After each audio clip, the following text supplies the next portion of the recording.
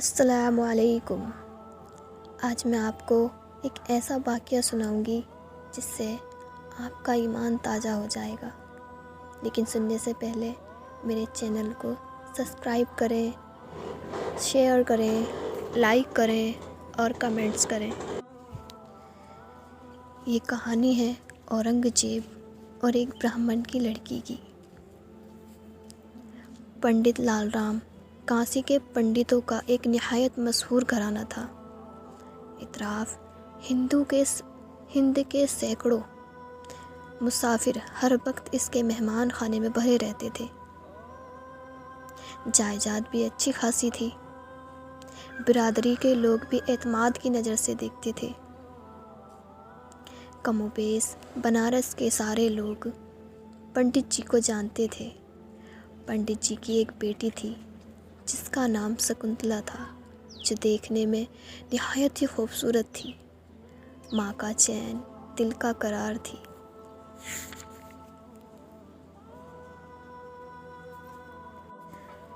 اور باپ کا سکون تھی۔ اس ٹائم اورنگزیب کی حکومت تھی۔ ٹھیک انہی دنوں حضرت اورنگزیب کی حکومت کی طرف سے ابراہیم خان نامی ایک شخص بنارس کا کوتوال مقرر ہو کر آیا تھا۔ ابھی اسے آئے ہوئے چند ہی روز ہوئے تھے کہ سارے بنارس میں اس کے خلاف زبردست خوف دہشت پھیل گئی تھی۔ کہتے ہیں کہ وہ ایک نہایت ظالم اور عیاش شخص تھا۔ اتنے دبدبے سے رہتا تھا کہ کوئی اس کے خلاف پر نہیں مار سکتا تھا۔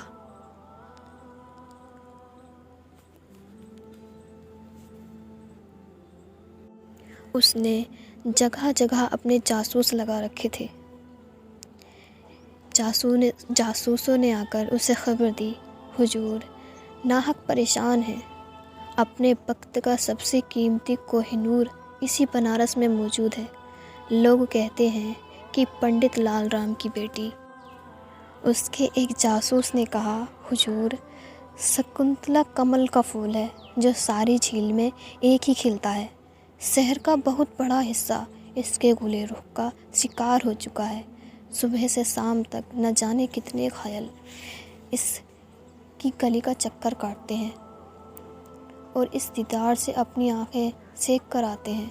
وہ چلتی ہے تو قدموں کی آہٹ سے قیامت جاگ اٹھتی ہے۔ وہ اپنی زلفیں بکھیر دیتی ہے تو ہر طرف کالی گھٹاؤں کا موسم امڑنے لگتا ہے۔ اس کا ایک تیشم نہ جانے کتنے ناسوروں کا علاج ہے۔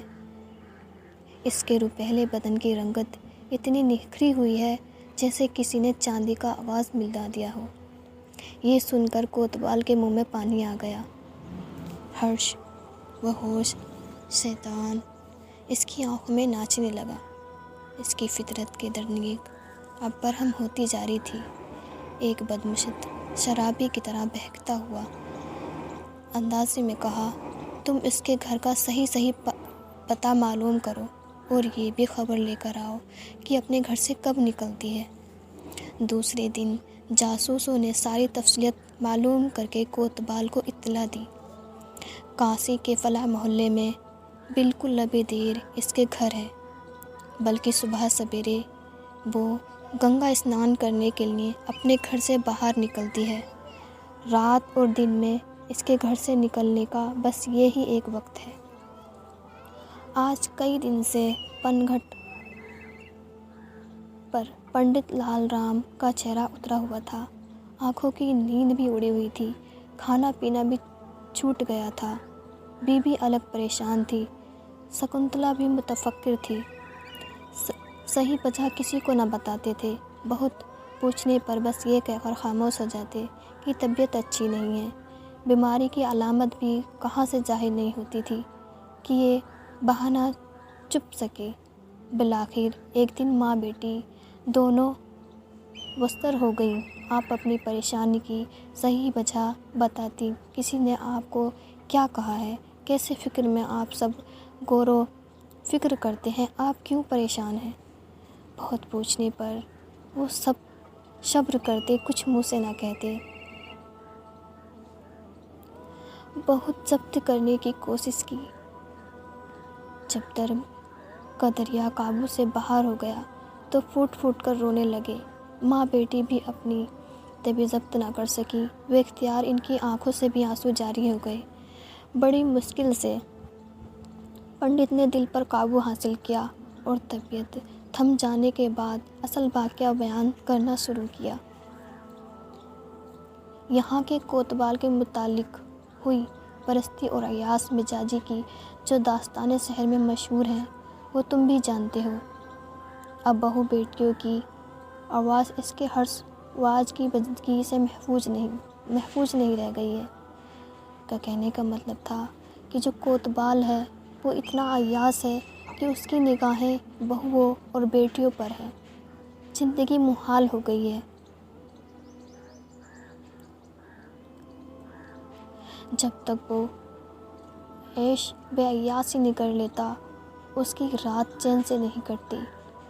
آج تک ہمارے بنارس میں کوئی ایسا بدنیت شکی کوتوال نہیں آیا تھا۔ آہ کتنی مظلوم روحیں آج اس کے زخموں کی ٹیس بے چین ہیں، کسی کو کیا معلوم۔ اب یہاں تک بات پہنچی تھی کہ وہ پر پھوٹ پھوٹ کر روتے روتے اس کی ہچکولیاں بند گئیں۔ ماں بیٹی پر ایک سکتے کی کیفیت طاری تھی۔ وہ سخت حیران تھی کہ آخر ماجرا کیا ہے، کس صدمے نے اس طرح ہولناک کر دیا ہے۔ تھوڑی دیر کے بعد جب کچھ سکون ہوا تو پھر اس نے سلسلہ بیان کا آغاز کیا۔ آج چھٹا دن ہے، اس کے 2 سپاہی دروازے پر آئے تھے۔ انہوں نے اطلاع دی کوتوال صاحب آپ کو بلایا ہے۔ یہ خبر پا کر میرا کلیجہ سوکھ گیا، اس لیے کہ اس شگمدل کی شرارت سے واقف ہوں۔ ہر حال اس کی حکومت ہے۔ لرزاتے کانپتے جب میں اس کے سامنے پہنچا تو اس نے اپنی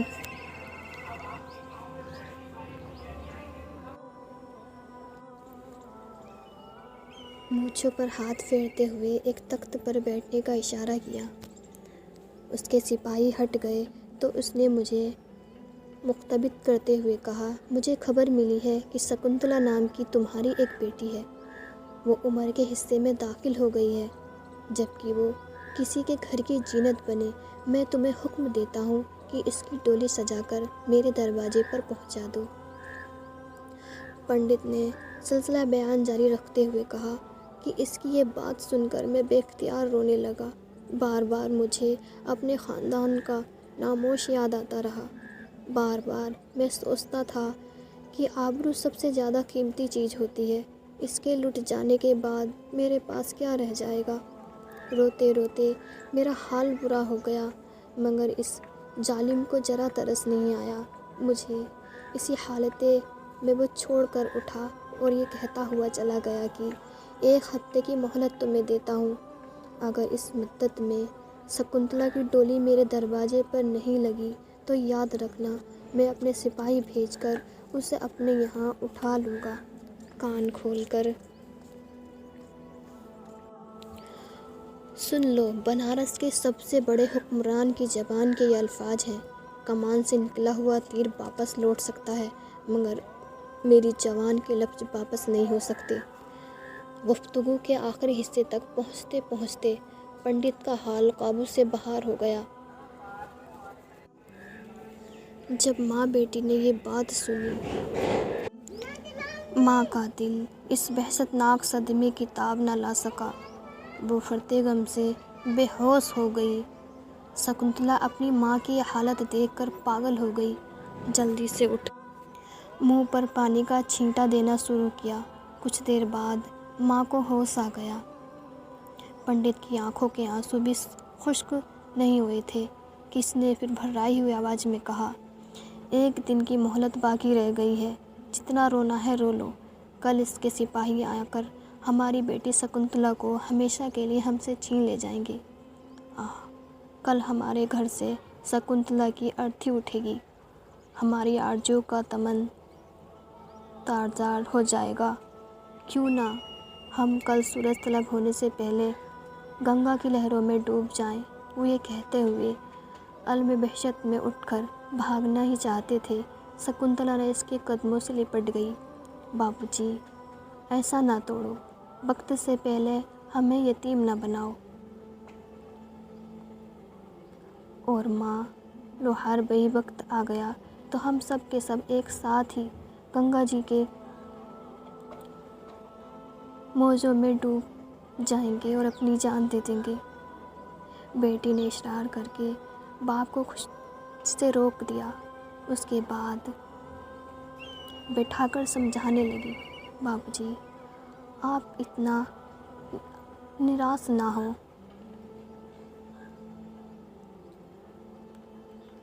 تدبیر کے ہتھیار سے تلوار کی دھار بھی بحار ہو جاتی ہے۔ آپ کل صبح کوتوال کے پاس جائیں اور اس سے کہیں کہ شکنتلا کی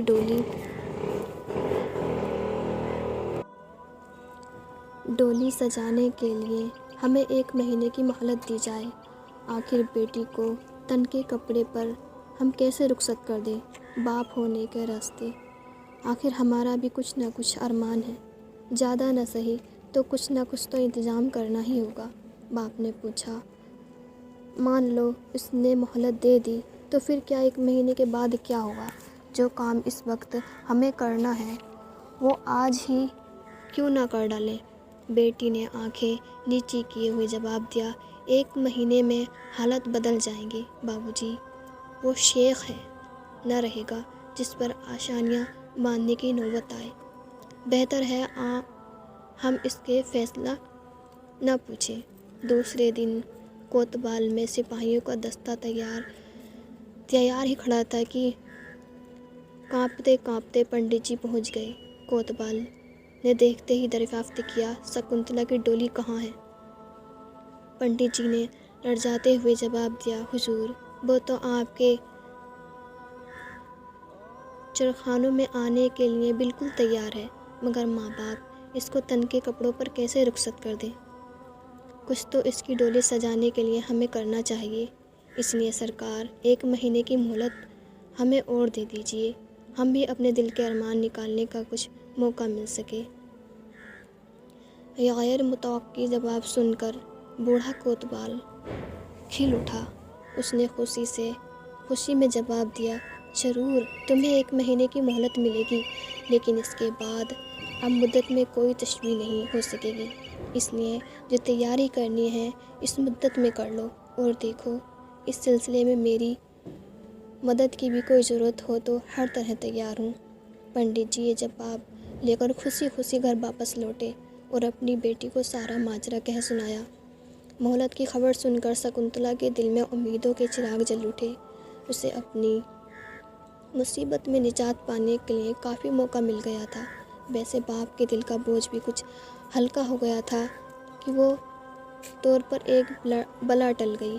دوسرے دن شکنتلا نے اپنے باپ سے کہا، پتا جی، مغل شہزادے جس طرح کا لباس پہنتے ہیں بالکل ہو بہو اسی طرح میرے لیے بھی جوڑا تیار کروا دیجیے، چوڑی دار پاجامہ،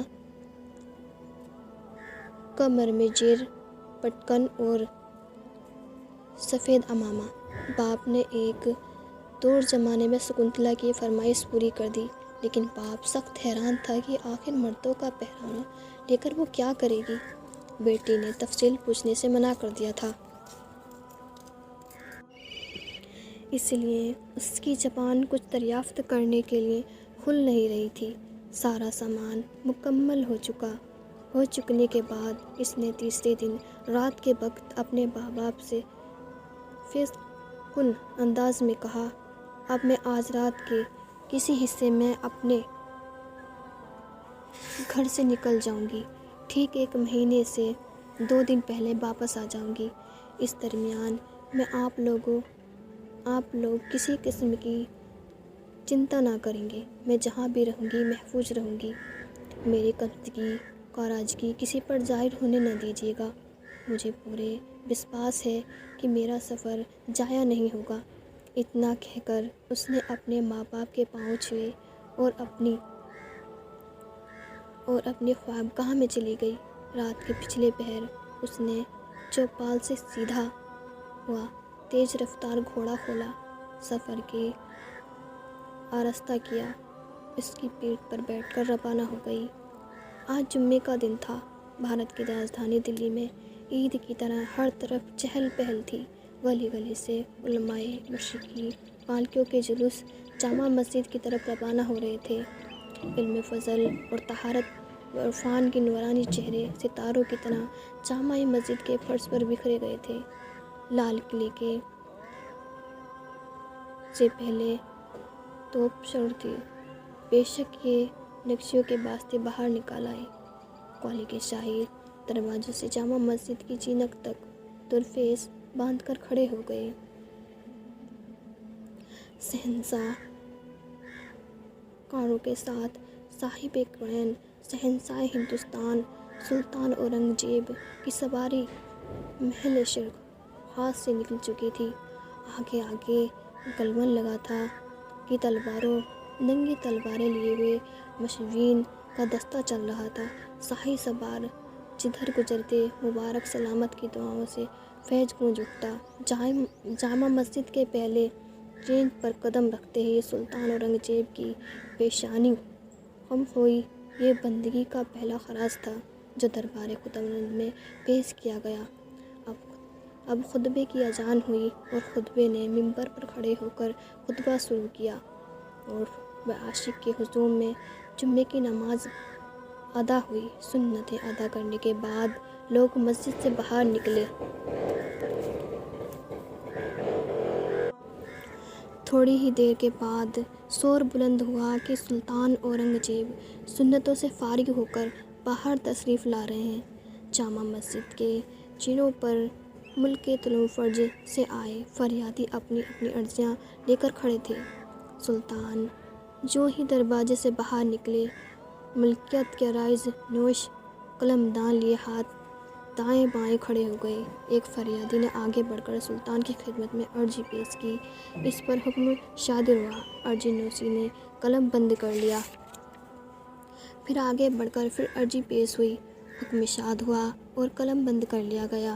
یہ سلسلہ مسجد کے آخری جینے تک چلتا رہا، یہاں تک کہ سب کے آخر میں ایک نہایت خوبصورت شہزادہ سر پر عمامہ دستار لپیٹے ہوئے کھڑا تھا۔ جیسے ہی سلطان اس کے قریب پہنچا، وہ اپنی عرضی لیے آگے بڑھا۔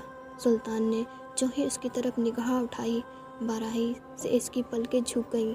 ایک روشن ضمیر بادشاہ کو حقیقت پہچاننے میں ایک لمحہ نہیں لگا۔ اپنے نقیب کو حکم دیا، اس نوجوان کو دیوان خاص میں میرے سامنے پیش کیا جائے۔ شہنشاہ کی سواری آگے بڑھی اور نقیبیوں کے ہمراہ نوجوان قلعہ ملی کی طرف چل پڑے۔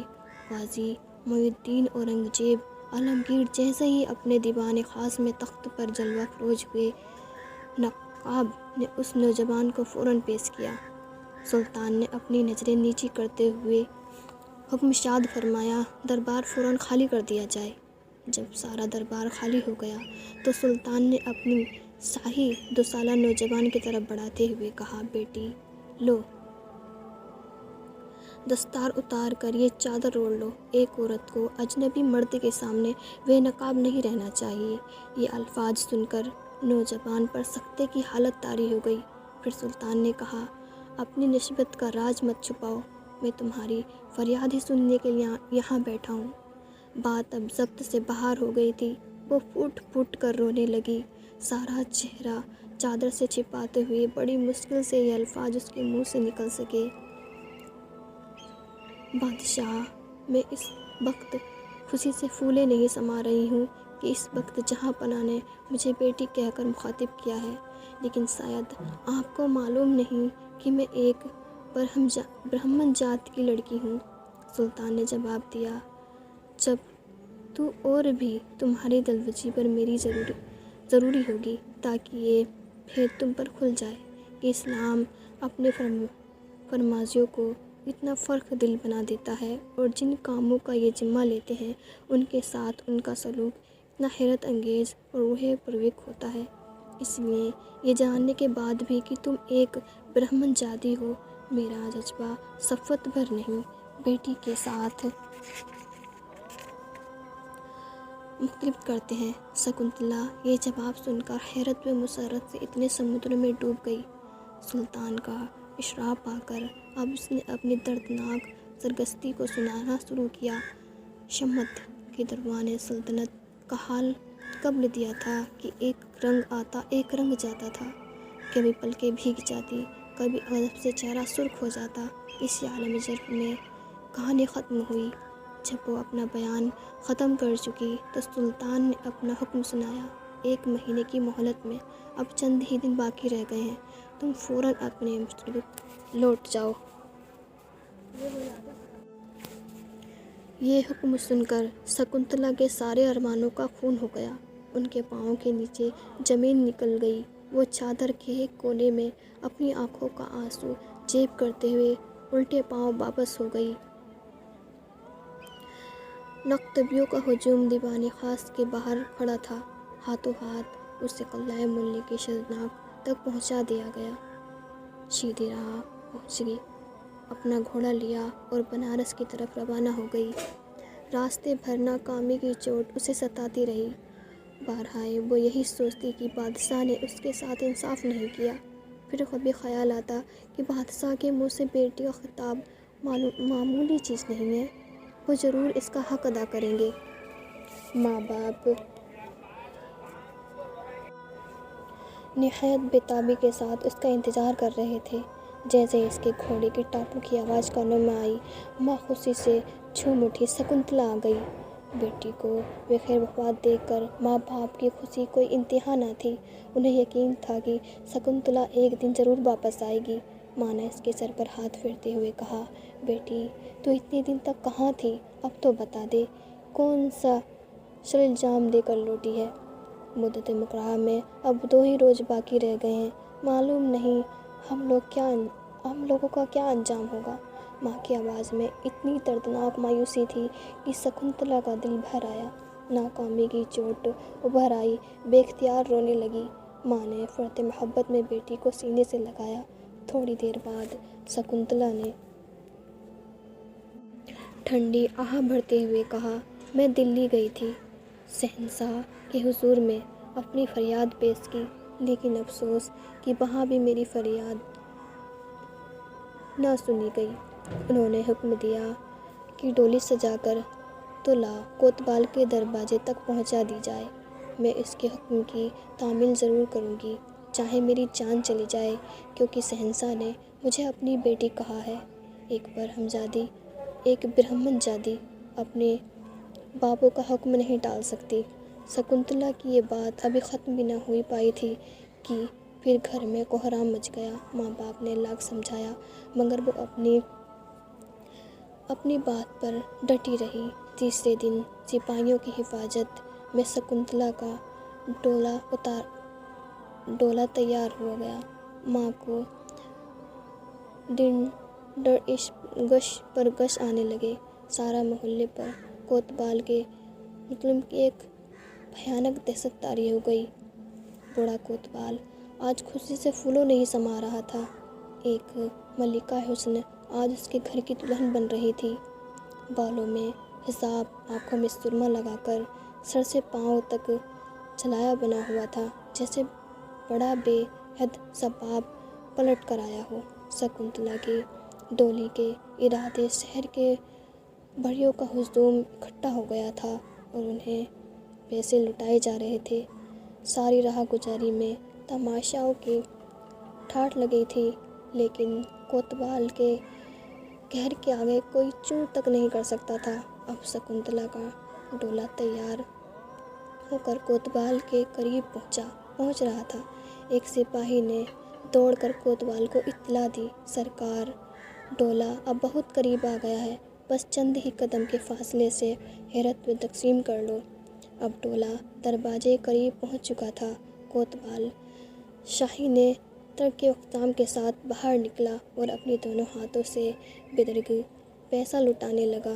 بنارس کے بھکاریوں میں لوٹ مچ گئی۔ مبارک سلامت کے شمار میں کوتوال کا حکام ناپور انگیٹھی لے کر جاگ اٹھی۔ جیسے ہی وہ پیسے لٹا کر ڈولے کی طرف بڑھنا چاہتا تھا کہ ایک بوڑھا فقیر اس کے سامنے ہاتھ پھیلاتا ہوا کہا، سرکار کا اقبال سلامت، مجھے بھی بخشش ملے۔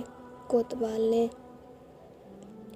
جواب دیا، زمین پر گرے ہوئے پیسے تجھے نظر نہیں آتے؟ اٹھا لے انہیں، تیرا دامن بھر جائے گا۔ بوڑھے نے پھر خوشامد کرتے ہوئے اصرار کیا، نہیں سرکار، زمین کے گرے ہوئے پیسے میں نہیں لوں گا، میں تو یہ ارمان لے کر آیا ہوں کہ سرکار کے مبارک ہاتھوں سے کچھ خیرات لوں گا۔ بوڑھے کی مجبور ہو کر کوتوال نے جھنجھلاتے ہوئے کہا، اچھا لے، نہیں مانتا تو۔ یہ کہتے ہوئے جو ہی اس نے پیسے دینے کے لیے ہاتھ بڑھائے، بوڑھے فقیر نے اپنا میلا کچرا لباس اتار کر پھینک دیا۔ اب جو نظر اٹھی تو سامنے شہنشاہ اورنگزیب کھڑے تھے۔ کوتوال خوف سے کانپنے لگا، دہشت کے مارے جسم کا خون سوکھ گیا، چہرے پر سیاہی چھا گئی۔ بت کی طرح بے جذبہ حرکت کھڑا تھا کہ غصے سے کانپتے ہوئے شہنشاہ نے کہا، کیوں بے ننگے اسلام، اس کی کرتوت کے لیے تجھے بنارس بھیجا گیا تھا؟ اس برے کام کے لیے تجھے بنارس بھیجا گیا تھا؟ دن دہاڑے میری رعایا کی آبرو کا خون کرتے ہوئے تجھے ذرا بھی شرم نہیں آئی؟ ایک ہولناک قہر میں جن کا یہ تماشا سب لوگ دیکھ رہے تھے۔ کبھی یہ خیال نہیں آیا کہ حق کے مقابلے میں اورنگزیب کی تلوار اپنی اور بکانے کا کوئی وار نہیں کرتی۔ اورنگزیب نے غصے میں اپنی تلوار نکال لی۔ سب لوگ یہ دیکھ کر حیران تھے۔ کیا تجھے یہ معلوم نہ تھا کہ سارا ہندوستان اسلام کی پناہ میں ہے؟ یہاں کی عوام کی عزت، بے آبرو اور جان بے مال کی حفاظت ایک مسلمان کا سب سے مقدس فرائض ہے۔ کیا تو یہ نہیں جانتا کہ ایک مسلمان کا کیا فرض ہے؟ جو ذلت دے، جو رسوائی دے، جو بے عزتی کرے، وہ مسلمان ہے۔ فرقت غیب سے شہنشاہ اورنگزیب عالمگیر کا چہرہ سرخ ہو گیا تھا، آنکھوں سے چنگاریاں پھوٹ رہی تھیں اور کوتوال کا خون سوکھا جا رہا تھا۔ اسی درمیان میں دلی سے چلا ہوں، فوجی وسطی بھی موجود ہے۔ کوتوال کی طرف اشارہ کر کے شہنشاہ نے سپہ سالار کو حکم دیا، اس یاکار کو فوراً گرفتار کر دیا، دوسروں کے لیے اس کا انجام تماشائے عبرت ہے۔ اس کے دونوں پاؤں الگ الگ دو خانوں اور ہاتھوں ٹخنوں سے باندھ دیا جائے اور پوری شہنشاہ کے حکم کی تعمیل کے لیے فوجی دستہ فوراً حرکت میں آ گیا۔ سارا بنارس شہنشاہ اورنگزیب کی آواز رحم انصاف کا گونج رہا تھا۔ شہنشاہ کی رعایا نزوار بے لگ کبتے فیصلے پر ہر شخص محبت ہو کر رہ گیا تھا۔ شہنشاہ کے لیے لوگوں کے دلوں میں عزت بڑھ گئی تھی۔ شہنشاہ کا ڈولہ فتح کی مسرتوں میں ڈوبتا ہوا اپنے گھر کی طرف واپس جا رہا تھا۔ بجلی کی طرح شہنشاہ اورنگزیب کے فیصلے کی خبر سارے شہر میں پھیل گئی۔ واقعے کی اطلاع پاتے ہی شکنتلا کے ماں باپ خوشی سے پاگل ہو گئے۔ شکنتلا اپنے گھر جیسے ہی پہنچی، شہنشاہ اپنی بیٹی کے گھر تشریف لے آئے اور فرمایا، پیاس کی شدت سے بیتاب ہوں، سب سے پہلے مجھے پانی پلایا جائے۔ میں اس دن سے پیاسا ہوں جس دن سے شکنتلا نے میرے حضور میں اپنی فریاد سنائی۔ اس دن میں نے اپنے خدا سے عہد کر لیا تھا کہ جب تک میں ایک مظلوم برہمن کو اس کا انصاف نہیں دے دوں گا، اپنے حلق کے نیچے پانی کا ایک قطرہ نہیں اتاروں گا۔ شکنتلا نے دوسرے پیالے میں اپنا منہ چھپاتے ہوئے کہا، بھارت کے سوامی، مجھے پورا وشواس تھا کہ جب آپ نے اپنی بیٹی کہا ہے، اس کی لجا بچانے ضرور آؤ گے۔ اپنے محبوب رعایا کے ساتھ یہ انیائے تم سے ہرگز نہ دیکھا جائے گا، اس لیے میں نے اپنی زمین میں ایک چبوترا پہلے ہی بنوا دیا تھا تاکہ ہمارے شہنشاہ کو نماز پڑھنے کے لیے کوئی جگہ تلاش نہ کرنی پڑے۔ اسی چبوترے پر پانی اور بھوجن کا بھی انتظام ہے۔ حضرت اورنگزیب نے پہلے وضو کر کے شکرانے کی 2 رکعت نفل نماز ادا کی۔ اس کے بعد کچھ کھانا طلع فرمایا اور پانی کے چند گھونٹ پی کر جو ہی واپس ہونا چاہتے تھے کہ پنڈت لال رام ہاتھ جوڑ کر کھڑے ہو گئے۔ جہاں پناہ، جس زمین آپ نے اپنے سطروں سے پرتیر بنا دیا ہے، اب ہم کسی دوسرے کام میں استعمال نہیں کر سکتے، اس لیے ہم اپنے دل کی گہرائیوں سے اس زمین کو مسجد کے لیے وقف کرتے ہیں۔ شہنشاہ نے اس اعلان کا شکر ادا کرتے ہوئے نائب کے پتھر پر یہ تحریر لکھوا دی۔ وہیں اس مسجد کے متعلق ہمیشہ اسی خاندان کے لوگ کر رہے ہیں، چنانچہ وہ مسجد آج بھی گنگا کے کنارے کھڑی ہے اور اس کا نام دیرائی مسجد ہے۔